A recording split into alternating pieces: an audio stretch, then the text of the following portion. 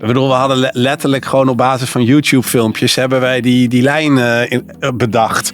En dan die leveranciers gebeld.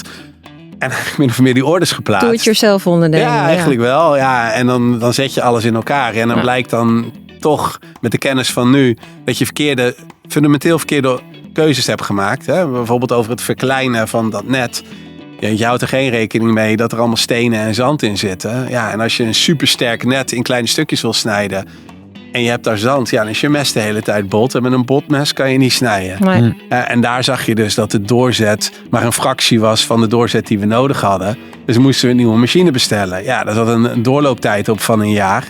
Plus we moesten nog een paar miljoen investeren om het uiteindelijk geregeld te krijgen. Ja. En op dat moment zei een van de investeerders, ja, allemaal leuk en aardig, maar ik doe niet meer mee. En dan heb je dus echt een vet probleem.